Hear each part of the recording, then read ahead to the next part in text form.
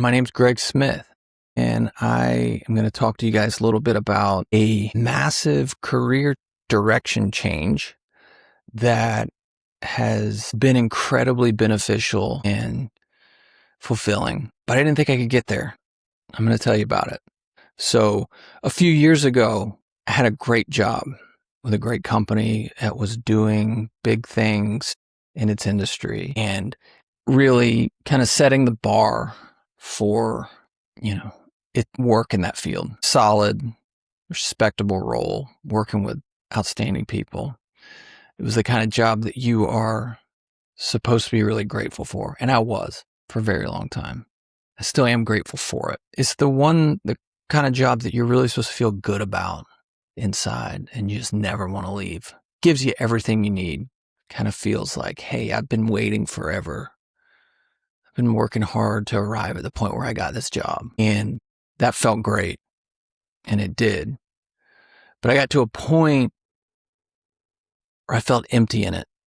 Maybe, I don't know at what point, how long into it. I did the job for almost 10 years. But the reality was I didn't actually know what I wanted. And that was part of the problem. I had 2 kids, a wife. I had I was late 30s at that time. I had a mortgage, great home, great neighborhood. But man, I was just convinced that it was too late to make any type of significant change, to do anything about it, to do anything about getting past that feeling, because it was just, I felt trapped. Felt like there's no way I can do this. But I was wrong. And thank goodness for it. I was wrong. So I want to be clear about something. I'm not on the other side of it. I'm still firmly in the middle of it. I'm in it. I'm just a few years further down the road than I was a few years ago. Well, obviously, than I was at this time when I just felt this feeling of being trapped, not able to make the change that I felt I wanted to make. And even more so, not even knowing what that change was that I wanted. That's a scary place. I remember what it was like standing where you might be standing right now, just having this overwhelming feeling of, I just want something more. I need to feel more alive, more fulfilled, more purposeful. And that's the whole reason I'm doing this podcast right now, this show, rather than 20 years from now, because 20 years from now, I'm going to forget. And I feel like it's helpful for me to talk through it and remember these things, but also it's very helpful for people who have been in the same situation.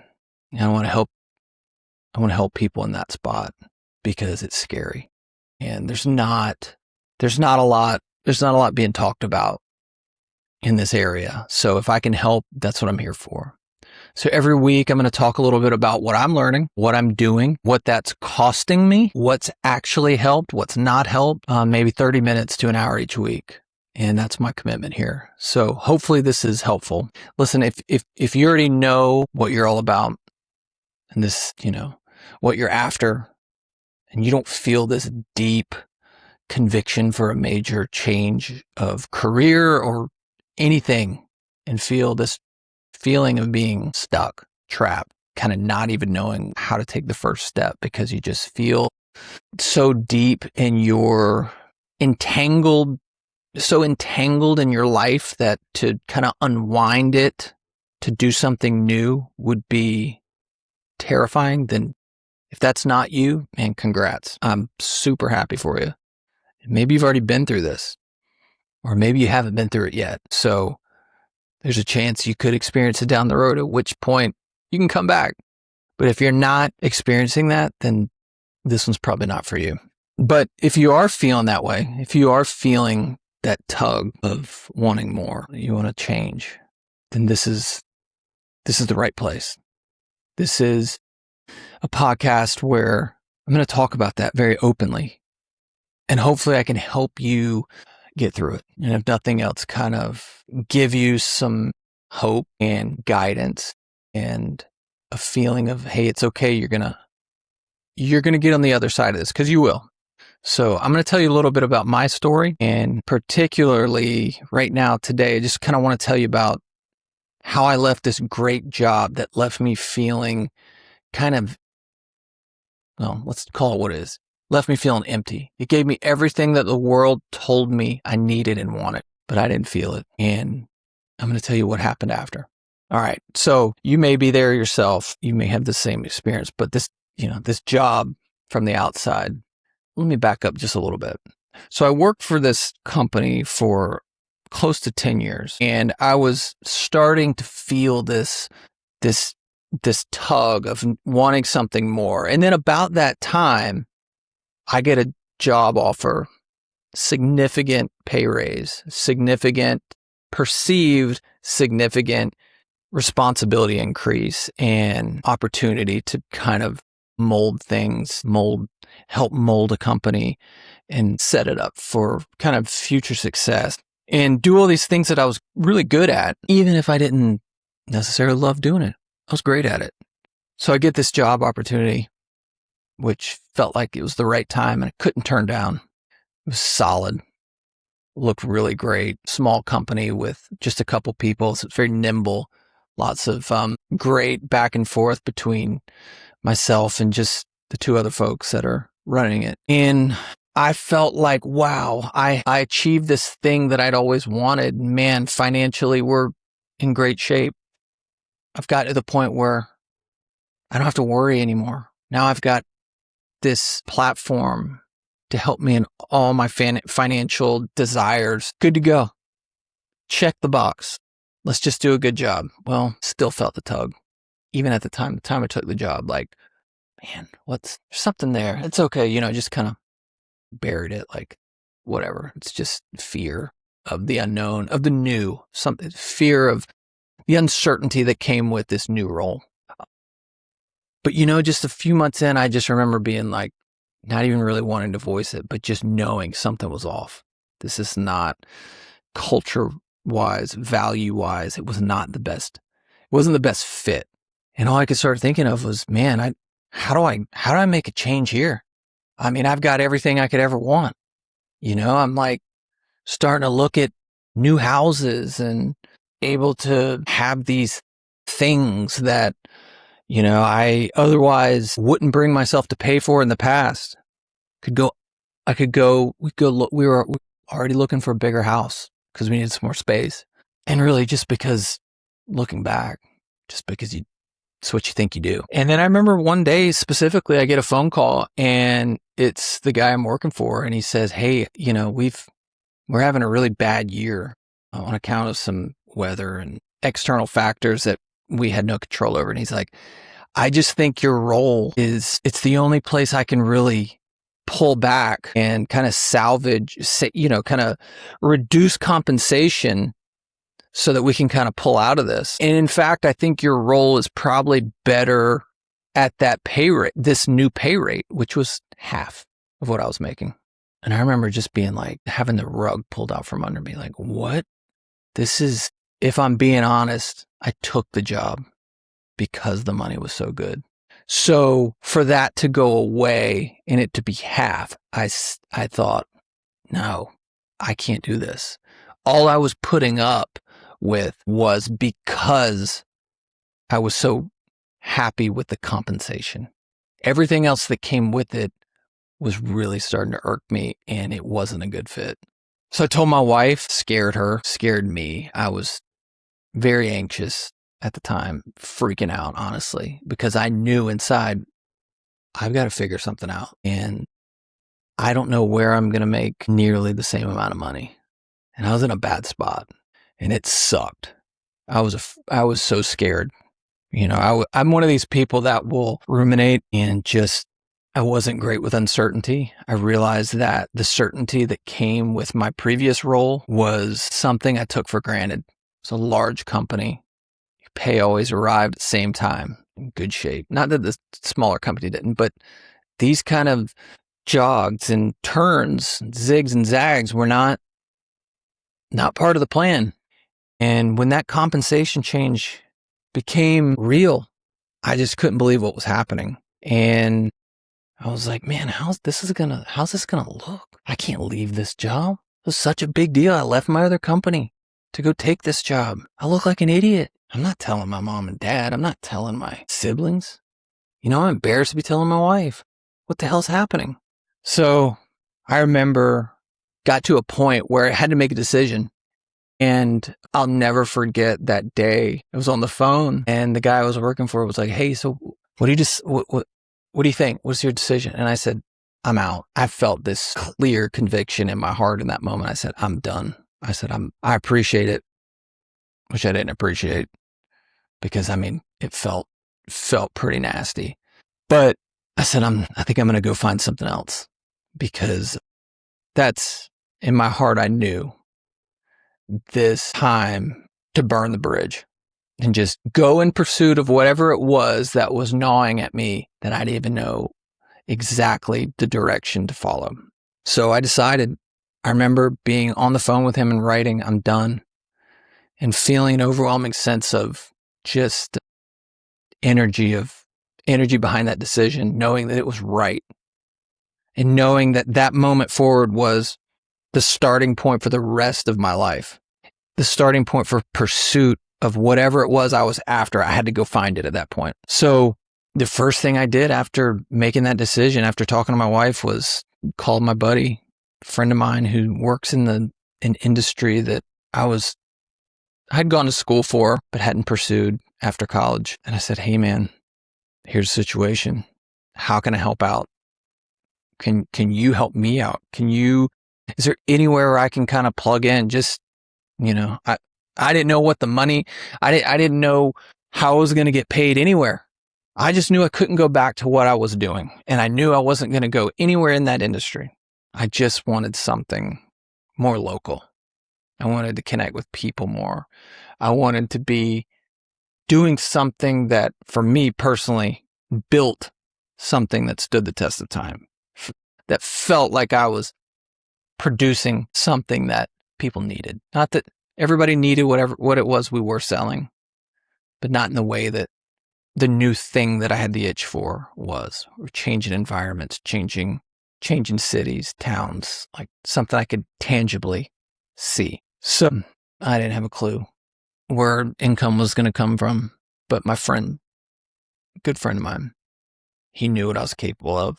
We had worked on a project or two together before, and he said, hey, come, I got a way you could help out for a little while. And I did. And it was half of what I was making, still probably less than my previous job, my original job that I was doing well in. It was less than that. It was, what was worse than I expected was just the feeling of being so new in something at the age of, I think at the time, 40, and just getting over myself, setting my ego aside and going, hey, you're here to listen and learn and help, but you may not even know as much as the 25-year-old that's in the room also. And that was hard, having come from a place where you had grown in stature and knowledge and you were looked to as a decision maker. So that was tough, but I knew it had to be something to get over. And I knew I had to power through that, and I was okay with that. The thing that was better than I expected was just being in the arena of an area that really excited me.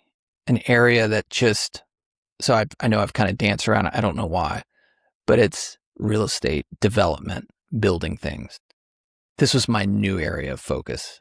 This is the thing that I wanted to pursue, which I ultimately did. Again, thanks to my friend giving me, kind of extending an opportunity in the short term just to like get my feet under me. What was better than I expected was just being around a group of more like-minded individuals who wanted the same things, kind of the same age, in pursuit of something that resonated. So for me, I like I like building things. I like environments really affect me. When I say environments, I mean cities. I could go get lost in cities. I could go, I just love I live in a very historical city, and it's never been lost on me. So I'm always kind of observing what's around me.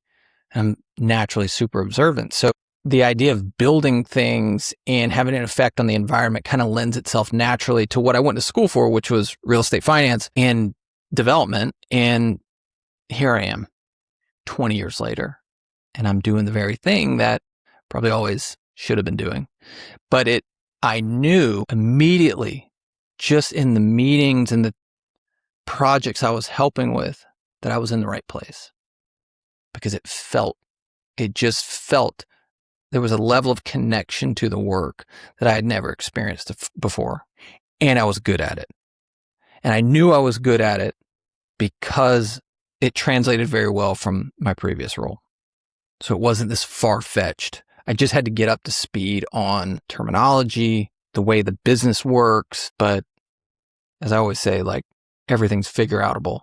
Like, things are not that different. And if you have any common sense and the ability to learn a lot of stuff, like most stuff tends to apply across the board, minus some very high level technical expertise that you have to genuinely understand and learn through time. But listen, here's the thing. I'm not going to go on a whole lot longer, but from that point forward, I knew that I was going to figure this out. And I was just honestly went from thinking about getting way too far down the road, thinking about, hey, how am I going to pay for my kids' college? How am I going to pay for health insurance? Because that's completely on you at that point. How am I going to fund my retirement? So all these ruminating, circling thoughts of true responsibilities that you need to be aware of. I just at that moment kind of went, I'm just going to focus on, or I tried to, cannot say I did, because I was in a bad spot trying to figure out how to handle this mentally.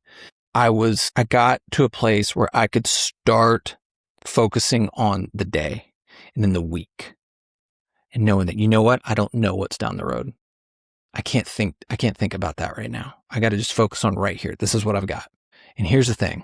3 years later, just last week, 2 weeks ago, I facilitated, not with my buddy, it's a completely different group, a $10.5 million development deal, a closing on a piece of property that is incredibly difficult, something nobody would touch. We facilitated that. Like, I made that happen. That's, if you had told me 2.5, 3 years ago that was going to happen, I would say you're absolutely crazy. What are you talking about? That's not doable. So I've done it. I'm in it.